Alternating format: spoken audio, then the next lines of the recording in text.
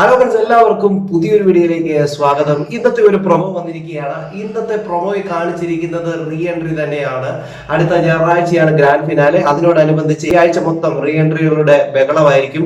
പുറത്തു പോയിരുന്ന കണ്ടസ്റ്റന്റുകളൊക്കെ ഓരോരുത്തരായിട്ട് കടന്നു വരുന്ന ദിവസങ്ങളാണ് ഇനിയുള്ളത്. ഇന്ന് ബിഗ് ബോസ് ഹൗസിനുള്ളിലേക്ക് കടന്നു വരുന്നത് നമ്മുടെ ജാൻമണിയാണ്. ഇന്ന് ജാൻമണി ബിഗ് ബോസ് ഹൗസിലേക്ക് കടക്കുന്ന എൻട്രി എന്ന് പറഞ്ഞു കഴിഞ്ഞാൽ വളരെ സർപ്രൈസ് കൊടുക്കുന്ന രീതിയിലാണ്. മത്സരാർത്ഥികളെല്ലാം പീപ്പിൾ റൂമിൽ ആക്കിയതിനു ശേഷം പീപ്പിൾ റൂം ലോക്ക് ചെയ്തതിനു ശേഷം വെളിയില്, അതായത് ലാലേട്ടം വരുന്ന ഒരു ഏരിയ ഉണ്ടല്ലോ, ലിവിംഗ് ഏരിയ, അവിടെ ഒരു അലമാര കൊണ്ടുവയ്ക്കും.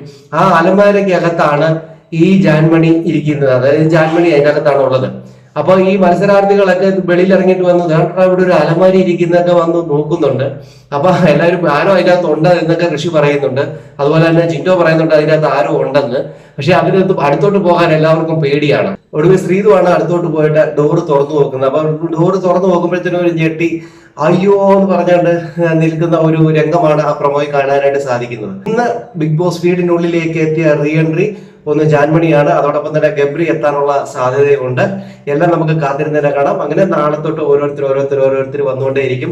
അങ്ങനെ ജിൻജാൻ കോംബോ ഇനിയും പുനരാരംഭിക്കുകയാണ്. നമുക്ക് കാത്തിരിക്കാം എന്തൊക്കെയാണ് അവിടെ ചെയ്യാൻ പോകുന്നത് എന്നൊക്കെ നമുക്ക് കാത്തിരുന്നതിനെ കാണാം. അതോടൊപ്പം തന്നെ ഇതിനകത്ത് എടുത്തു പറയേണ്ട കാര്യമുണ്ട്. വെളിയിൽ നിന്ന് വരുന്ന അപ്സര, അതോടൊപ്പം തന്നെ റസ്മിൻ, അങ്ങനെ കുറച്ച് ആൾക്കാരെയൊക്കെ ഇനി ജിൻഡോയെ എന്താണ് അവർ ഉള്ളിൽ വന്ന് പറയാൻ പോകുന്നതൊക്കെ നമുക്ക് ശ്രദ്ധിച്ച് കാണേണ്ടതായിട്ടുണ്ട്. കാരണം ഇതിനകത്ത് ഒത്തിരി കളികൾ നടക്കാറുണ്ട്. കാരണം വെളിയിൽ നിന്ന് വന്നിട്ട് ഇവരെ ഒന്ന് താഴ്ത്തി കെട്ടാനൊക്കെ ശ്രമിക്കും.